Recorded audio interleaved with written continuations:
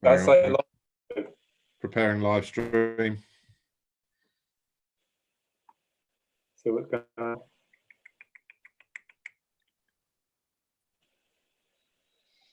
He says that. Done. Looks like We go live on YouTube. Yay. There we go. Right. We're live. We're rocking and rolling. we are. Hit record on here as well, just so that we don't lose anything. And that's doing its thing as well. Bill's always Cool. good with the record questions. So, Bill, do you want to start?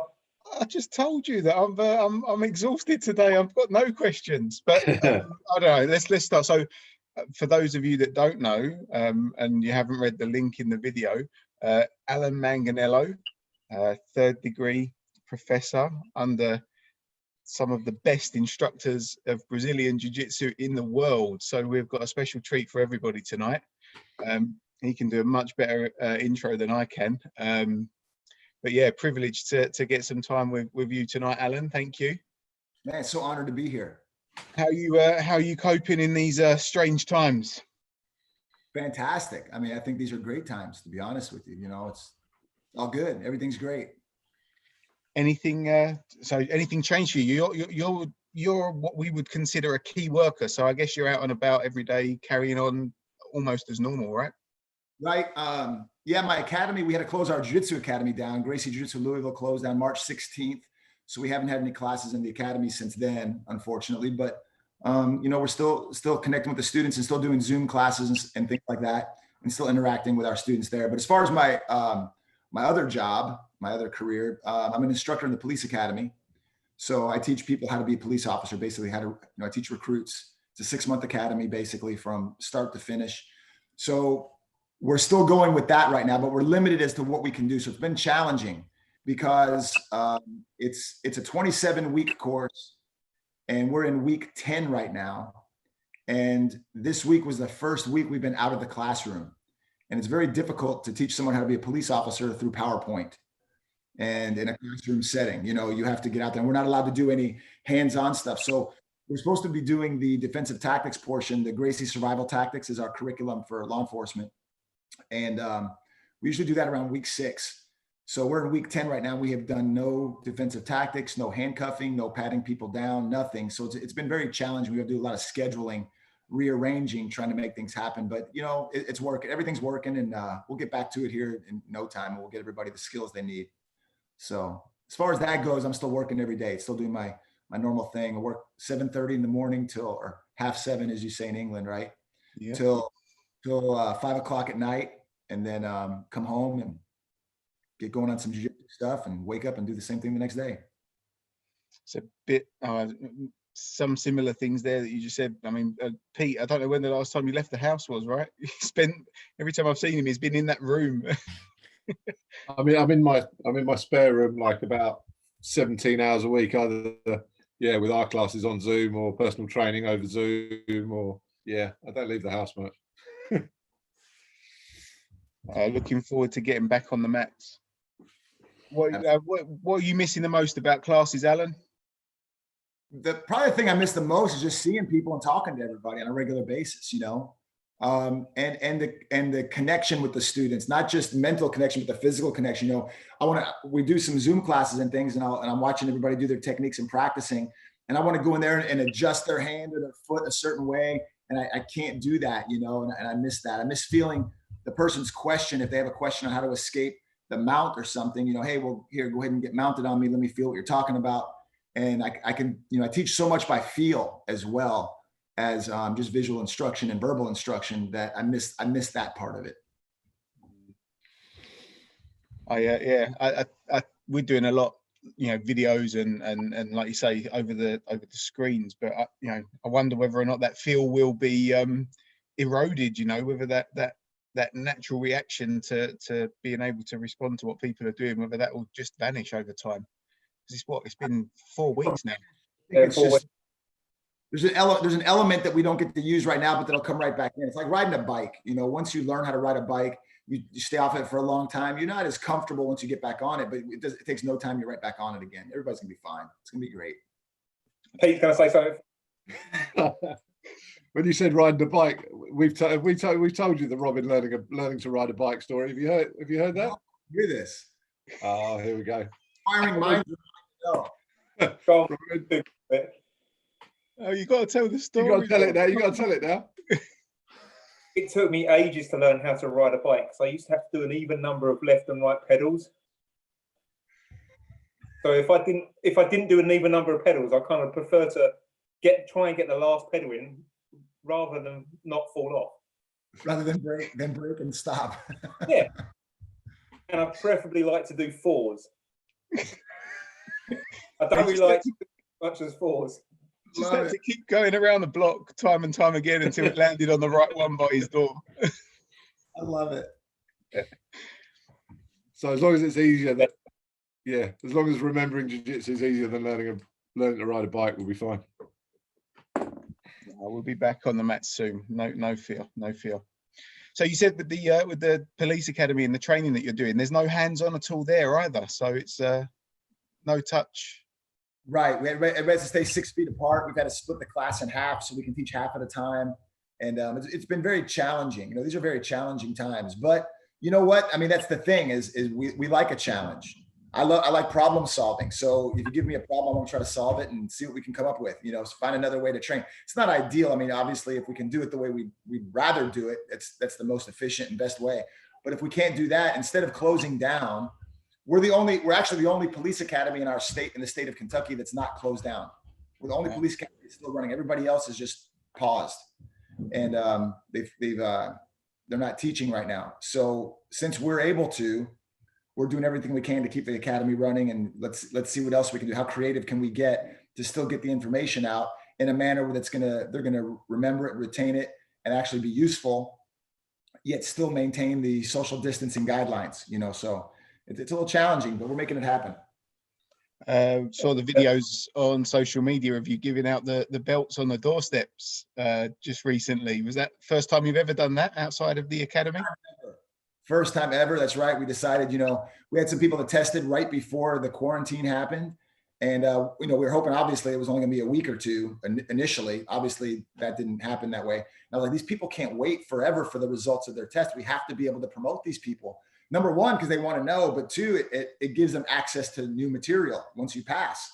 And so we decided to head out to their house and, promote them in that way. So we have a couple other people too that need to get promoted, but they live hours and hours away from us, so we can't make the trip, But they're pretty fun to do. It seemed like it was pretty popular too. A lot of people, interacted on that one, so it's pretty fun. Yeah, you can knock on my door and promote me anytime, Alan. That's allowed. That's fine. Plane tickets are cheap right now, let me tell you. I don't even know if the planes are flying, but yeah. So what other creative things have you been getting up to? You mentioned the Zoom classes. Anything else? As far as what? Just creative ways of getting together with the students. No, we just pretty much the Zoom classes right now, just sending out emails, social media, of course, just trying to stay connected that way. But not a whole lot yet. There's only so much you can do, obviously. We were going to teach private classes for a little bit there too, but obviously we're not able to do that at the moment. We had to put a hold on those as well. But you've got a lovely facility there in your basement there, Adam. I have a what? Lovely facility in your basement. This is my man. This room is pretty cool because it used to be a Model T garage when I first bought. I guess when they built the house in 1922, they built this house. It used to be a garage, and then the people who owned the house before me turned it into a family room. And then when I bought it, I gutted it and put up the boards and stained them and put some zebra mats down so it's all matted. And so I teach private classes out here. I train down here every day. And this is my little dojo at home. Nice. Do you think, like we were talking, well, we kind of mentioned it the other day, and some of the parents kind of mentioned it almost like joking, but I'm not sure they were, like saying that they almost wanted us to keep an online, like that kind of Zoom class element, like even when things get back to normal again. What was it that they liked about it? What is it that they prefer? I don't know. We need to drill into it a little bit more, but I think they like the what we've noticed is that it means the parents are connecting with the kids loads more. So they're being the body for the kid, like every session, every day. and so they're, you know, drilling with their kids twice a week and connecting with. So I think maybe a bigger push from us when we get back to whatever normal is, to getting the parents on the mat with the kids more, maybe as part of the classes, because I think they're going to miss that if they're not doing that. Yes, I think you have a point there, and I think it would be a great supplement to do. You know, maybe add one Zoom. You know, just have your normal classes during the week, and then maybe have like one Zoom class a week for certain age groups or whatever, just so they can connect, and make that as an additional, it's an additional charge or additional bonus for that. They have an opportunity to do it, but they're not committed to it either, and be a good incentive, you know, too. So that way parents can get, you know, be involved with their kids as much as they can, for sure. Yeah. No, it's been good, that, isn't it? It's been like an unexpected success. Right. I agree. And, you know, the good thing is, you know, we have Gracie University. So Gracie University, everything is already online. It shows you how to be a parent and work with the kids in the bully proof program and whatnot. But what the neat element about the Zoom is the fact that they're actually seeing our faces too. It's not just Heater and Henner, and it's actually the students that are in their class. They're getting to connect live time with their friends from class and all that as well. So even though, my point is, even though we have Gracie University where the classes are online and the parents can work with their kids, there's something to be said about hearing your instructor's voice and seeing the same, you know, the people that they usually see on a regular basis in there. And I think that's great, you know, for retention, and great for just for the culture of your academy, you know, to keep them close knit. So Yeah. I'd be less worried about the students that have been around for kind of a year or more. But you know, the people that I like to try and get some advice for are those students that are maybe a little bit more new. So I know 2 months into their journey or less, or 4 months in, and maybe, you know, haven't been bitten by the bug. So I mean, what advice would you give to them, Alan? What, you know, tell them the benefits of jiu-jitsu. Like it needs to be told, but yeah. Right. So, you know, the thing about jiu-jitsu, especially for kids, depending on the age group, you know, is we play jiu-jitsu. Even adults play jiu-jitsu. You know, when we go to class, we're there to have fun, have a good time, and we're playing. We take it seriously. We understand the serious ramifications of the different techniques and the situations that we're in. We understand that, of course. But kids like to play. So once this is all over, we go back to the class. We have a new set of games we can play, new way of doing jiu-jitsu. Sure, I understand. Oh, Siri's talking to me now. That's what the students that are 2 months in say. I'm not sure I understand. So they, you're going to be able to introduce them to new ways. They can still do the same things they were doing before, but just in a different environment with other friends and different drills that they couldn't do before. So it's the same thing, but just a different way to do it, a different flavor. Just like the Zoom is something new for some of our older students that have never done this before. So you just keep a positive attitude and just encourage them to come to class, because you're going to be able to do things obviously in class with 10, 12, 15 other kids that you can't do at home on your computer screen. Mm-hmm. That makes sense. Yeah. So I think Robin and Pete were talking about potential dates for you to be over in the UK next. Yeah, that kind of went south very quickly. June, I don't even remember the dates off the top of my head. But I guess we're just waiting to see. I'm not sure if everything's gonna be opened up by then or not. It's not looking real promising at the moment. No. But did you have any thoughts? Maybe I'm getting a spoiler here, but had you had any thoughts about what might be the topic of any seminar already, or not? Yeah, actually, I was thinking about teaching a street shirt choke seminar. How to use a t-shirt and a hoodie to be able to learn different chokes on somebody, and show you all kinds of new chokes, dealing if somebody has a hoodie on like you have on, Bill, or somebody has just a t-shirt or long sleeve shirt like you guys have on right there. And there's all kinds of neat chokes that don't even exist with a gi. They only exist with t-shirts and hoodies. So pretty neat. So I was thinking about maybe showing that one. I look forward to that next visit very much. I think it's going to be great. That'll be a good one. If we don't do it in the June, then we'll, you know, even if it's in the fall, it'll even make more sense, because that's when everybody's wearing hoodies and stuff. Yeah, we'll be breaking out the hoods even more. Yeah. So some techniques have you use the hoodie, and then some techniques you use just a t-shirt. So they get a little bit of both, really. So you get summer and fall We don't discriminate. Very good. Bit of a switch gear, but I think obviously a lot of our guys will be listening or watch. A few are watching live on YouTube, and then loads of them have been catching it sort of the next day. We've been talking loads over our got a WhatsApp group for the adults and stuff. I'm talking loads about fundamentals and just talking about the fundamentals and the importance of the fundamentals, and when should you start looking at, for want of a better term, more complex stuff or different stuff on top of the curriculum. And I know obviously with Gracie University, they've got the combatives, and we teach a lot of those same techniques in our fundamentals classes and stuff like that. But how would you explain it? So we've explained it loads of different ways, but how would you explain it to the people that are kind of the newer guys on sort of the importance of the fundamentals and how that helps you sort of build later on? Right. So it's 2 points to that. Number one, what's the main reason that jiu-jitsu is even developed? What's the main reason that we're trying to learn jiu-jitsu? Self-defense. Self-defense first, okay? So you need to know which techniques are applicable for self-defense and which ones aren't so great for self-defense. And then what that boils down to is, who are you defending yourself against? If you were to walk out in the street, if I were to stop 100 cars driving down the street right here and challenge each driver to those 100 cars to a fight, which I don't advocate, but if you were to challenge each driver to a fight, what are the chances of them having any kind of formal training?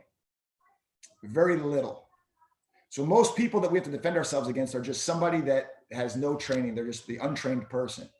And research has shown that when people get into a fight that are untrained, that they respond in certain ways. There are certain things they do on a regular basis: headlocks, punch, tackle, things like that. And then once the fight goes to the ground, there's certain things they're going to try to do. They're going to try to punch you in the face. They'll try to strangle you. They'll try to do use your body weight against you. Be very aggressive. These are things that happen on a regular basis, no matter what. The common thread. So you need to know which techniques are going to defend you against these most common attacks. Now, the fundamentals, combatives in our academy, you need to be able to understand those techniques and get those down first to be able to defend yourself before we can even go anywhere else. Okay, because that's what you have to know first. So we teach the techniques in a way to where the bad guy is giving these specific indicators that you can expect from someone on the street that's untrained. And then the good guy is going to be doing the techniques over and over on a regular basis to where you don't even have to think about it anymore. As soon as somebody grabs your neck, you're going to do a certain move, you're on autopilot. Once you show you have a proficiency of these techniques, you've technically graduated from the combatives program or from the fundamentals program. Now you've earned the right to start learning more and more techniques, because there are other things that somebody can do to you on the street. And more people are starting to learn martial arts and jiu-jitsu specifically. So you have a chance of running into that person who might know something. And therefore you want to know, well, what if the guy knows some jiu-jitsu? What if he knows this? And those are very valid questions. And we answer all those questions because you have to know those. But the first thing is, let's defend ourselves against the most common attack first. And then we can start showing you how to do more advanced things, because the more advanced things are still based on the same exact principles that the fundamentals are based on. So you have to learn a basic technique and understand the fundamentals. The Gracie fight philosophy, for instance, you have to understand the Gracie fight philosophy, right? And that's basically, if you're on top of the person, right? Number one, the first thing is avoid the knockout. You want to don't get knocked out. All right. Then we want to control and exhaust the person.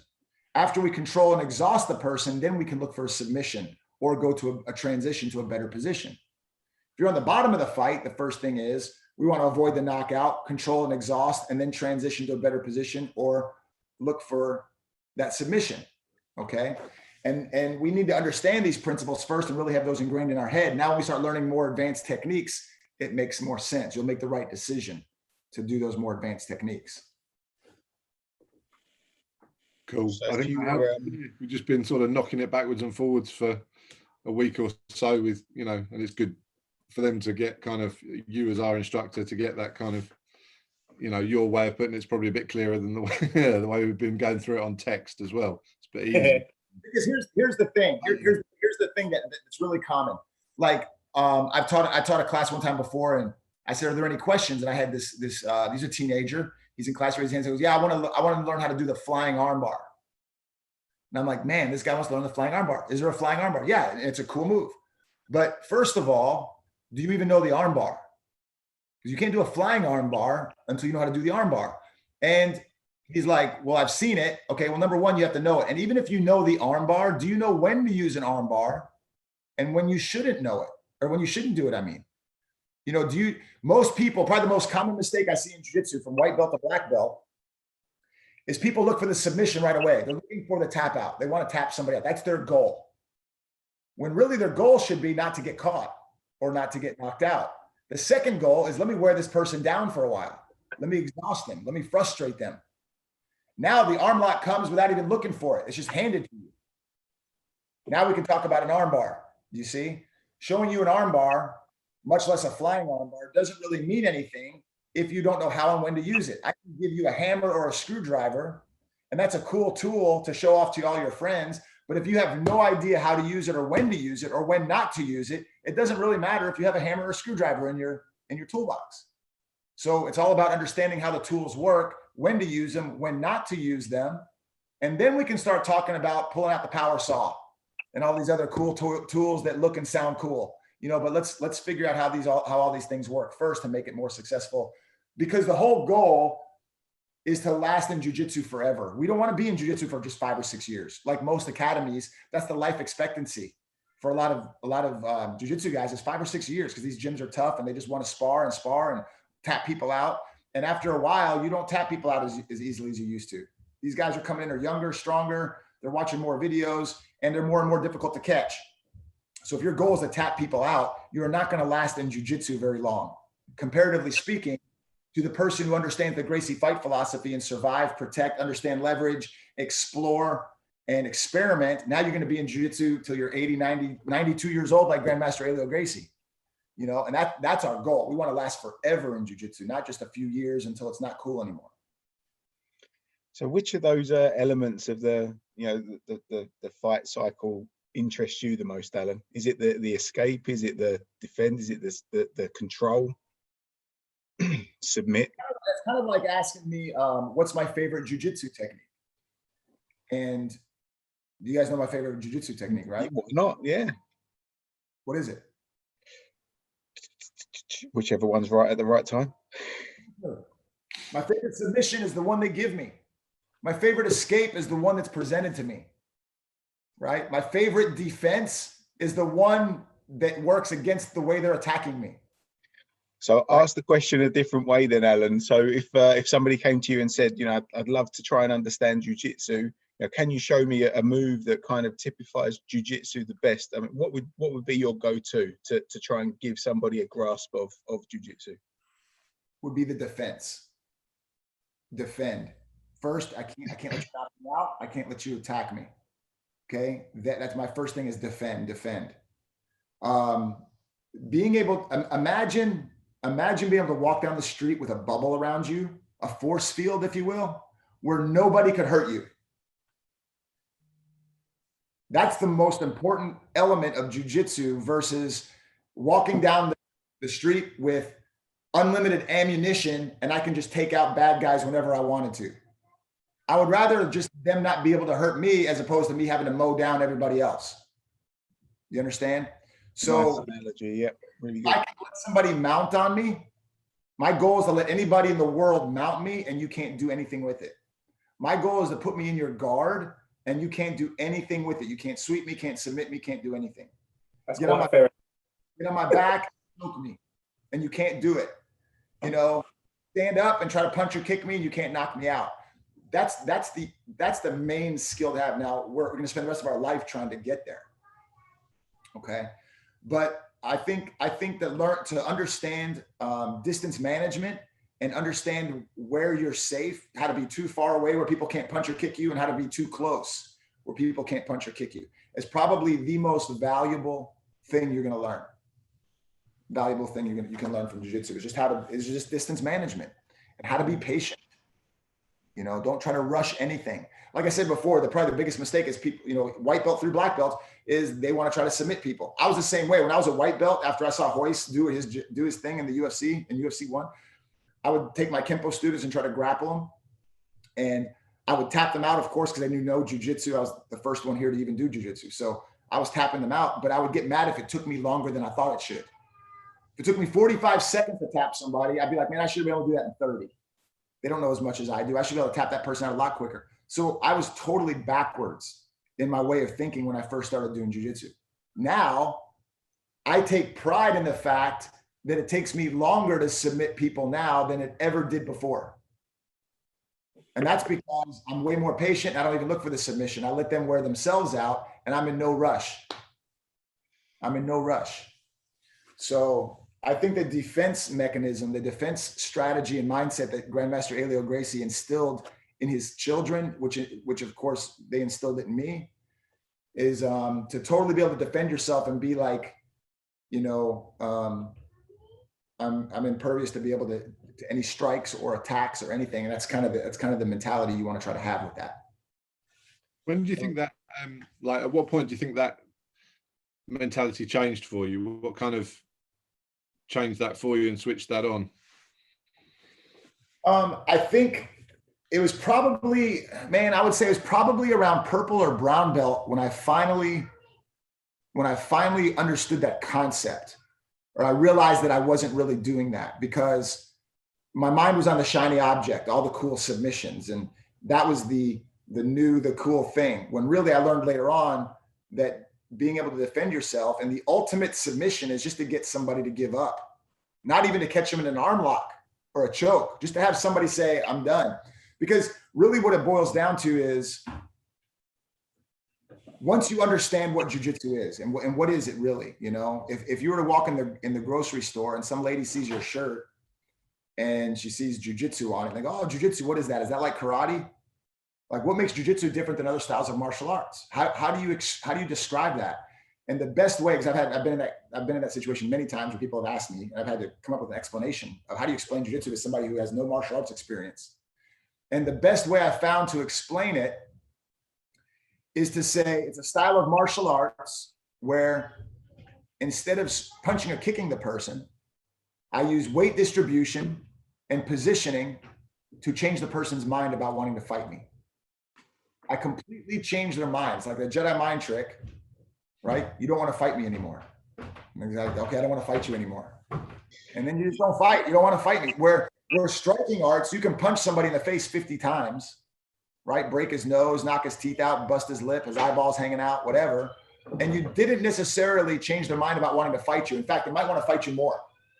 But if you put somebody in a submission hold, or even just a position, hold them in side mount, hold them in the mount where they can't escape, eventually they're going to give up and say, okay, get off me. I'm done. I don't want to fight anymore. You just change their mind. And that's the ultimate submission, is when you tell their mind they don't want to fight you anymore. And that's what makes jiu-jitsu, especially Gracie Jiu Jitsu, so much different than other martial arts.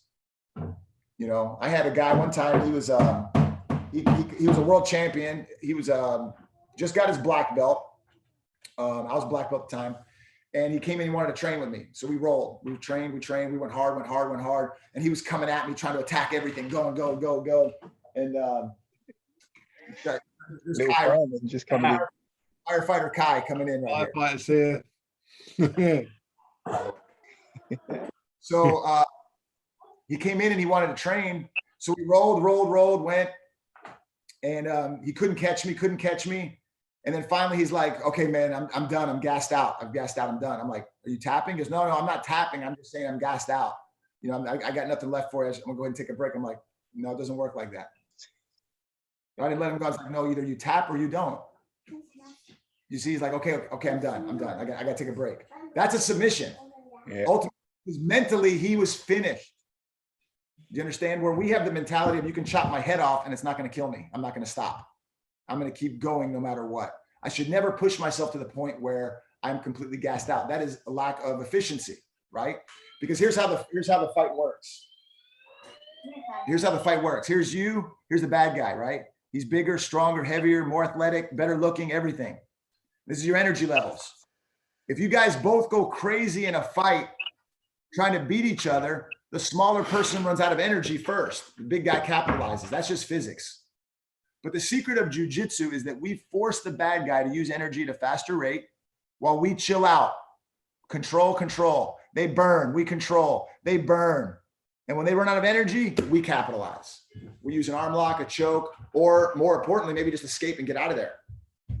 And I still have plenty of energy now to be able to go and do whatever I have to do. So we should never be using more energy than our opponent. If we are, something's wrong.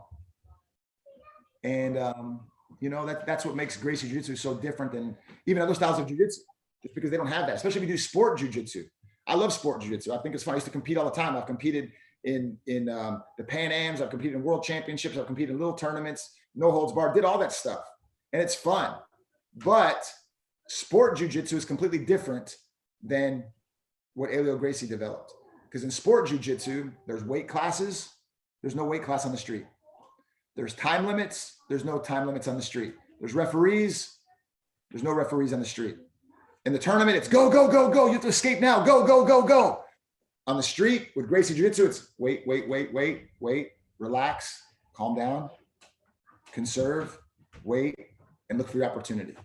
So it's a completely different mindset than what's being taught out there in a lot of jiu-jitsu academies. And when you can teach your students to be, you know, calmer, relaxed, more patient, efficient, they're going to come out on top in the end. And that's exactly why Grandmaster Helio Gracie right here fought in the longest recorded fight in human history, 3 hours and 40 minutes. And he was in his 40s.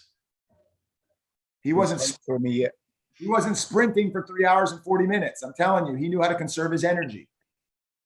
Okay. Versus trying to, you know, destroy the guy right in the beginning and probably losing the fight.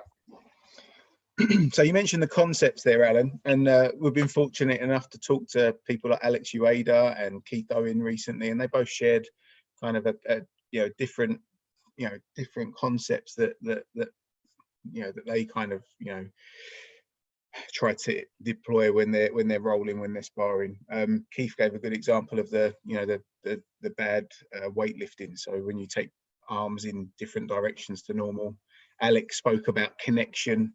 I mean, what's a different concept or something that you think about when you're rolling that you'd be happy to share with the guys? Well, I think just probably the biggest concept is to try to be happy where you are, both in jiu-jitsu and in life. Most people, if you say, what's your worst position to be put in? What do most beginners say? Bottom of side mount. It's usually what they'll say. They'd rather you mount them than be side mount on them. Mm-hmm. So then once you get out of the side mount, where do you go?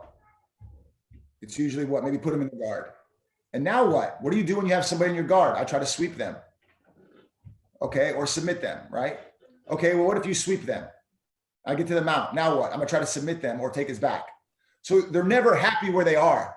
They're always looking for more.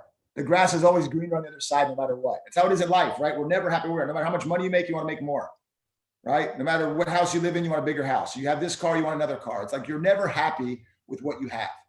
So probably the biggest concept I have when I roll is no matter where I am, there's nowhere else in the world I'd rather be than right there, right now.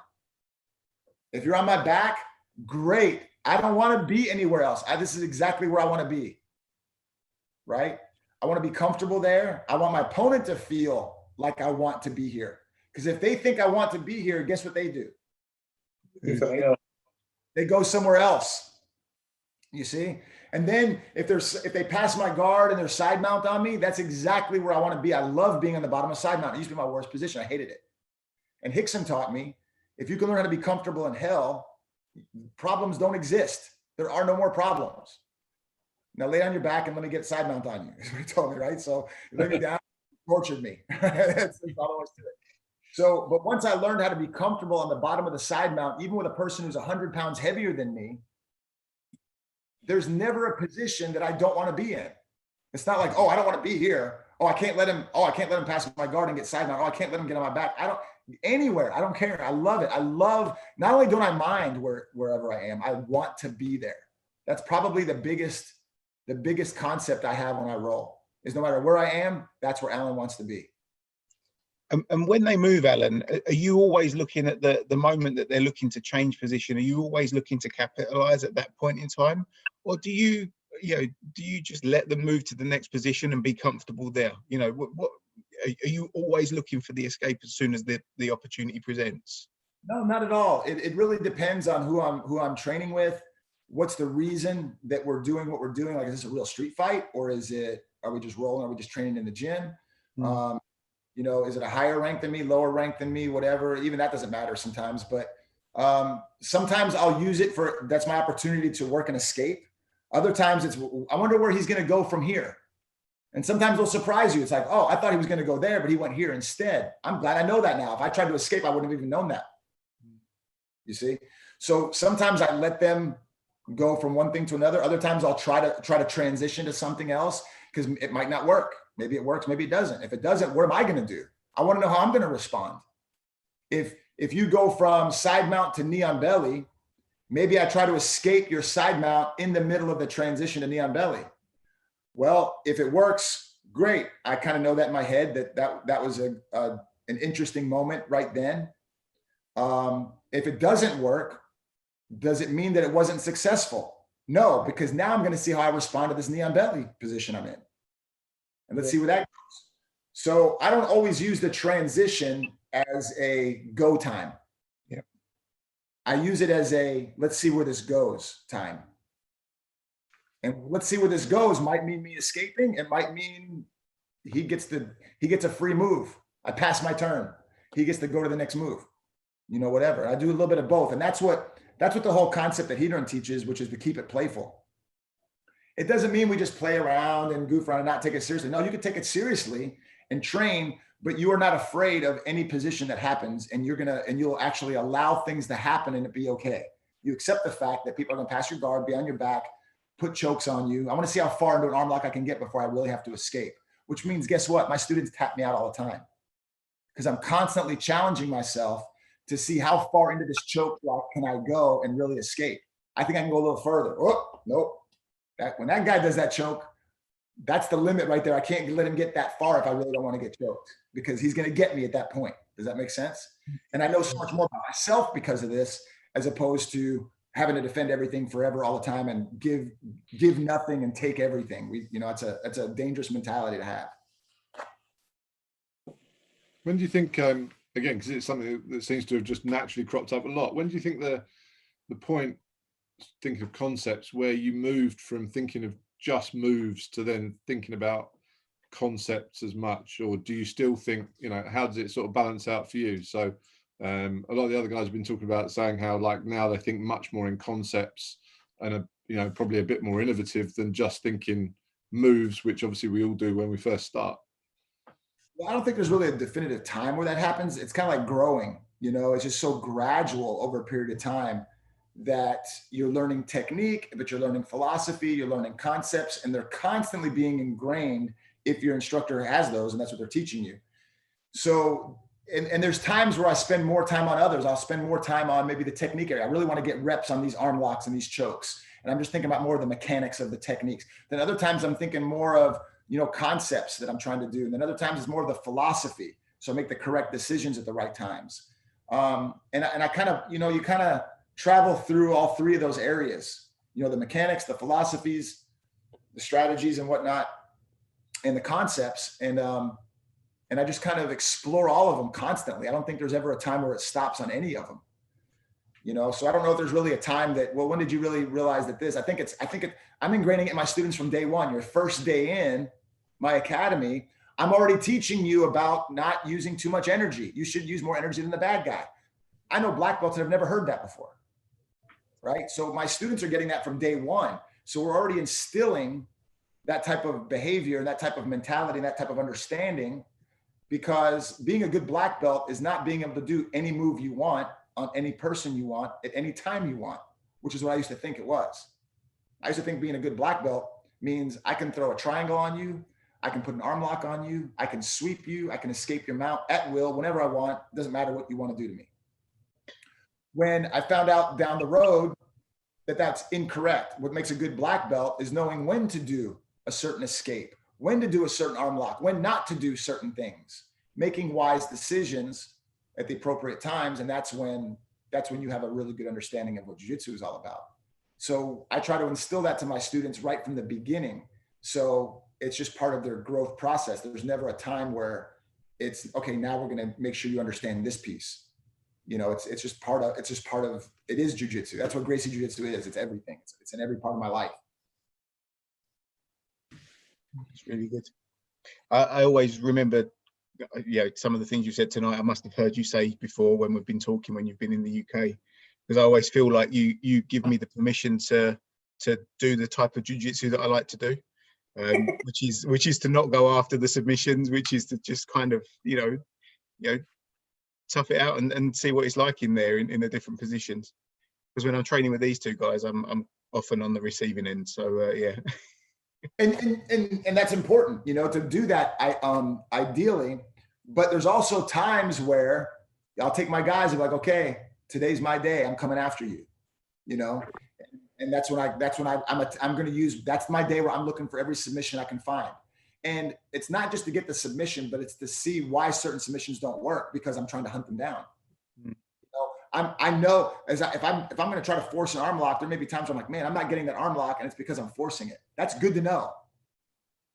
Yeah. It's not that the problem with my arm lock. It's just that that's not the time to do it, or I'm being too obvious about it. I've got to find a slicker way to do this one where they don't see it, maybe. So today's the day where I'm going to be a submission hunter. I'm coming at you. I'm going to tap you as many times as I can during a rolling session.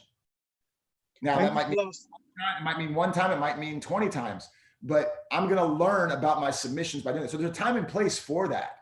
But you didn't understand it has to be with control, and you don't have to worry about, hurting anybody, of course.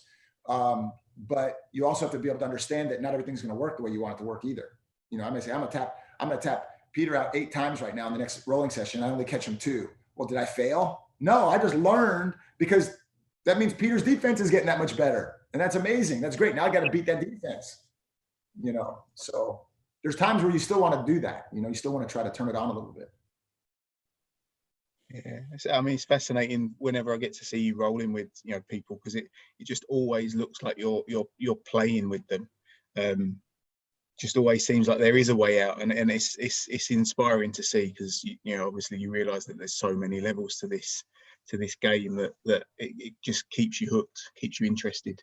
But I want to ask, Allan, when was the last time you were on the receiving end of something like that? When was the last time you felt like that? Oh, I felt like I was like literally running. Oh, yeah. Well, when you're on the receiving end where people were almost playing with you, does that still happen? Absolutely. Hedron and Henner do it all the time. I don't care. And you get there with Hedron, and he just toys with you, and it doesn't matter what jiu-jitsu he's a different level. I'm telling you. Yeah, Hedron and Henner both. They're different levels. Hedron especially is just, man, he's something else. Something else. Yeah, I was lucky enough to train with him once when he was in the UK, and yeah, he's a special character. He does the same thing. He does the same thing to his own brothers, so he's just a completely different level. Like, the other black belts that are amazing, my other training partners that are black belts that are just like, they give me a tough time. I just watch Hedron go with them, and I mean, it's like they don't even know anything. The stuff he does with them, it's like, how does he make that look so easy? So I still see the same thing, and I've been doing jiu-jitsu 26 years. I still see somebody who's like, I'm just watching, he's blowing my mind. I can watch every single move. You're just watching him do stuff. I'm like, gosh, this guy's is a magician. It's just amazing. So yeah, it happens regularly, because I roll with those guys regularly, and it happens quite a bit. I love it. I'm like, a big smile on my face the whole time. I can't get enough of it. You can see that coming through now on the camera. You are alive, thinking about being nearly dead. Yeah. When you say you see stuff that he's doing and you're just kind of amazed, is it the transition? Is it just the kind of flexibility to kind of pop from this to kind of that? What is it that is that kind of step up? It's certain details that he'll do. I'll see him maybe trap a foot a certain way, or I'll see how he sets the person up. I'll see him do setups all the time on things. I'm like, oh, I see what he did after the fact. I watch him roll. I'm like, oh, I see what he did right there. I wouldn't have thought about that myself, and I see what he did. And his timing is just so good, which of course goes with the setup, and that's pretty much a big part of it, is just watching how relaxed and calm he is, but how he'll set things up. Just that's the thing, is he'll force you to make a certain move that he's already waiting for. You know, the fact that I didn't see it beforehand, but after you see it, it was always so obvious, you know. So not always so obvious, but a lot of times it is. And you're like, oh, but then when you think you're ready to defend that, he gets you with something else. So, you know, it's pretty neat. Do you think that's just like, do you think that's with him? Do you think that's nature or nurture, or he's got the perfect combo of both, or his brain works just that little bit better for jiu-jitsu than everybody else is? Or, well, his grandfather was a genius, straight up genius when it came to jiu-jitsu and understanding fighting and having the mentality of just not quitting. So, you know, he was forged. The iron was forged in a hot kiln right there, and that's from his family. And he had the best instructors in the world. His dad, you know, Jorge Gracie, is probably one of the best instructors that has ever lived to teach jiu-jitsu. And that was his own father. So he's had the best instruction with the best training partners and a variety of training. I mean, his family's so big that he had all kinds of training partners to have all at the same time. Not to mention the fact that his mind is brilliant. You know, he's constantly thinking of new ways. He's trying to think of ways to do it better than his own dad did, you know, that his own uncles did. You know, he's understanding jiu-jitsu better than the Gracie brothers themselves. He's coming to the next level. And I'm not going to be surprised if their kids, if Henry and Hedron's kids, understand it better than they do, you know, as they get older, just because, you know, that's the way it's going. So I don't know if that answers the question really, but there's so many reasons that he's just another level above, you know. I mean, you've always sought out kind of the best instruction, Allan, which is, you know, you spoke about, you know, Rickson and then Pedro Sauer and obviously with the Gracie brothers now as well at the university. Well, I mean, what is it about those individuals that kind of drew you to them, apart from the fact that they are the best in the world? I mean, what stands out for each of those for you, as a takeaway? First, it was the effectiveness. It was just the effectiveness of the system and how they applied it. Then it was their personalities. You know, they were just very magnetic. You know, they draw people. They're people is what they are. And then their teaching ability. Just I respect them as instructors.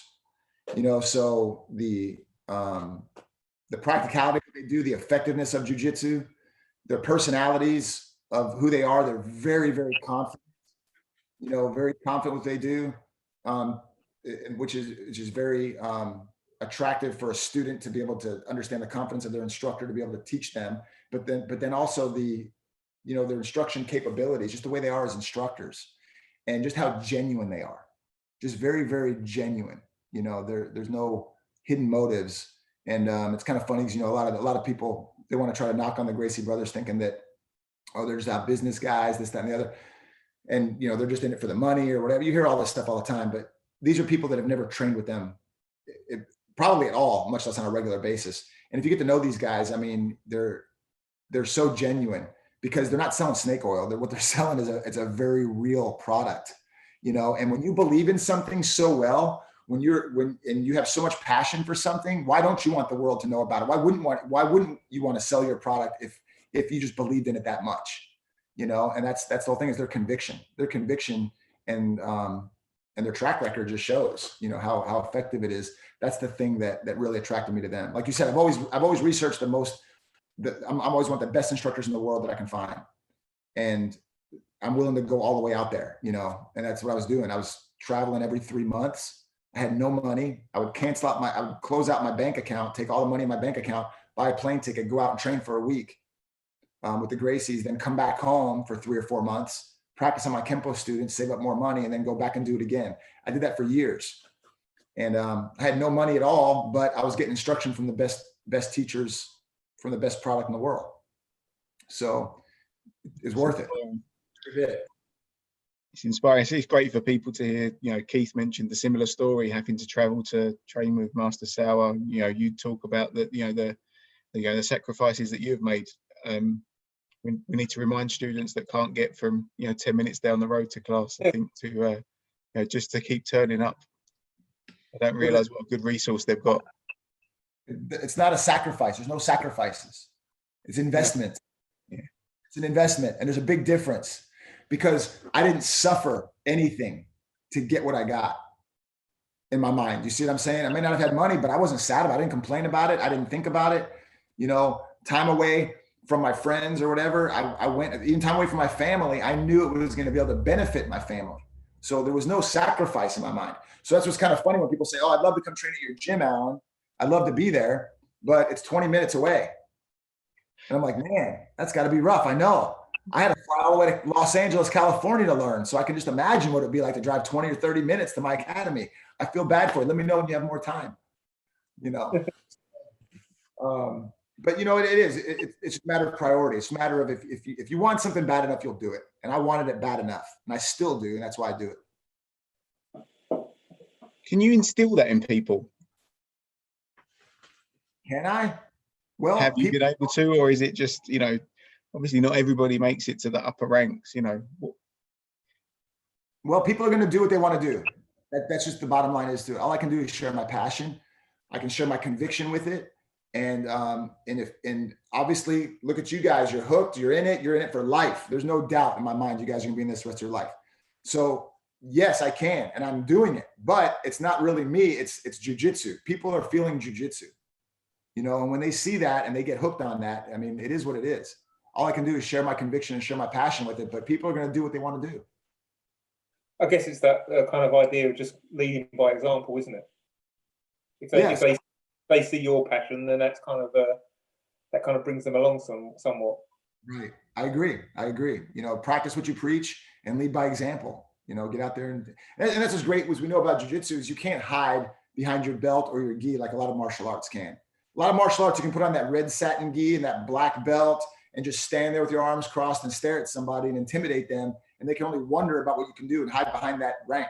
In jiu-jitsu, you have to get out there and do it. And that right there, that fuels that passion because who doesn't, you know, who does jiu-jitsu, but you don't get excited about it if you're at a higher level, especially if you've been doing it for a while. You know, nobody does jiu-jitsu and they feel like it's mundane. Oh yeah, I've been doing jiu-jitsu for 26 years. And you know, I think it's kind of boring, but I keep doing it anyway. Nobody feels like that. You know what I mean? The more jiu-jitsu you do, the more excited you get about it. And people want that excitement. And then when you show them a move, a simple trap and roll, and they say, oh my gosh, that's amazing. They're already a better person. So on a similar vein, Allan, Haldor is he's watching in Iceland. I think he feels like it's a bit about time for a Guinness, but you know, talking about showing techniques, he said, can you tell the story, because he hasn't heard it for a while, about when Professor Sauer was teaching a technique where you, Alan Hopkins, Strack and Jim Kelly never seen the move before. He said it's a good story. He hasn't heard it for a while. We'd love to hear it again.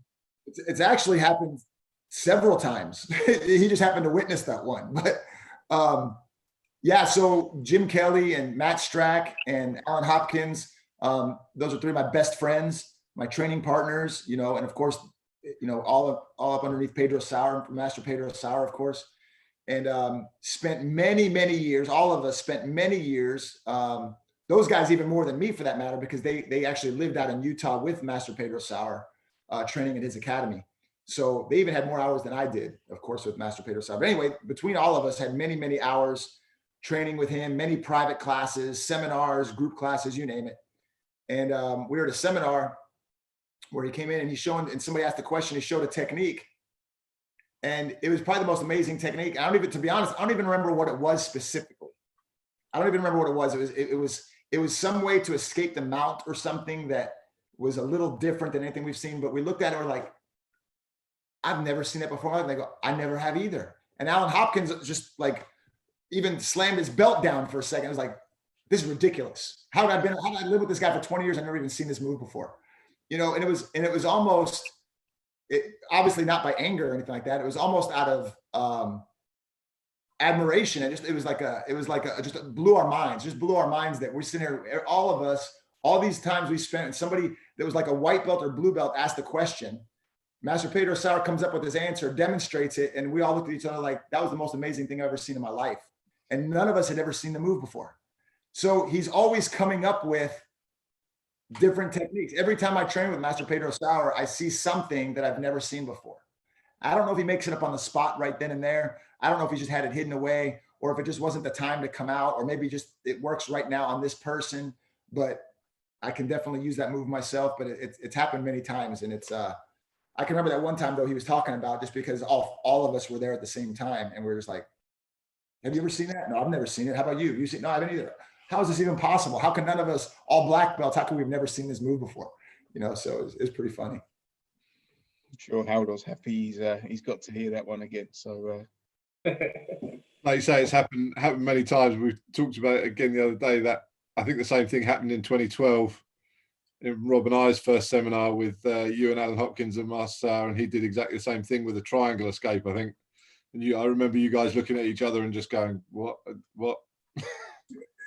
Exactly. There was another time we look at each other. "Have you seen it before?" He's like, "No, I've never seen it." But you're like, "No, get over here. Come here. Put me in your triangle. I got to do this real quick." You know, it's amazing. Yeah. That's so inspiring about jiu-jitsu. You see, it never ends. You never learn it all, if you will. You know, it never ends. As long as I live, it's still going to go on way beyond us. You know, and that's what's so fun about it. You never learn the entire curriculum. "Oh, that's all of it. That's it. We're done." No, it's never like that. nice, it's fantastic. I know you said you've got an hour. We're kind of running out of time, Alan. But I've had a boost talking to you today, and the enthusiasm has been well and truly topped up for me. So thank you. Well, thank you guys. And I know it's late out there, so I appreciate that. And I respect the fact you guys stayed up in order to do this. And thanks for working on my schedule on it. It's a little tricky to try to get where we can get all of it together at the same time. So, you know, it's great. I'm real honored to be part of the team, part of the family. And man, I'm just looking so forward to getting back out there with you guys. You guys are doing an amazing job out there. And I tell everybody, you ever get a chance to get out there to England, you know, look you guys up. I know the guys to check in with for sure. So yeah, thank you guys. Alan, you did it just at the start before we went live on YouTube, but you did the superhero reveal, you know, the superpower. It was the Allan Manganello Louisville martial arts. Yeah, Gracie Jiu Look Jitsu. at that. Hey, Superhero. Look, he's always representing. Always representing.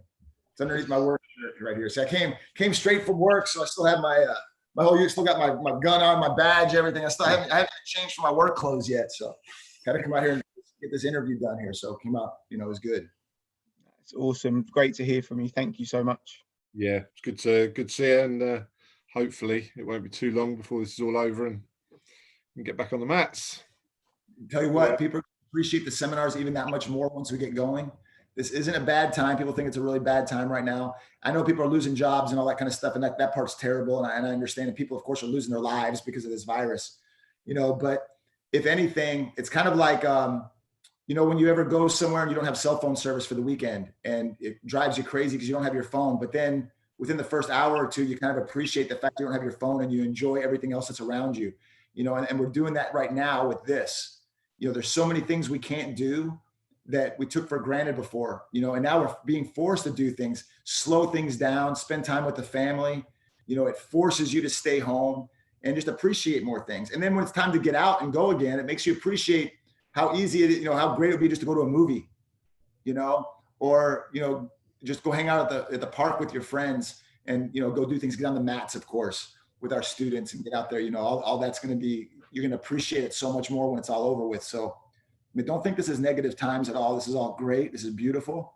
And, you know, it's going to make us all better because of it. That's just all there is to it. Yeah, agreed. Sure. Yeah, Sure. So we saw the little firefighter walk through the door a little while ago, but you know, crack on and spend some time with Kai. Oh yeah, we've been training all the time. We do jiu-jitsu almost every day, so he loves it. Awesome. Cool. I'll stop it there on YouTube and the recording. So thank you everybody that's been tuned in. I always do this. I go to YouTube to stop it and make a mess of it every time. Every time. Technical skills are getting no better. Here we go. Gets worse when it's later as well. Yeah, I know. Yeah. Okay. Yeah.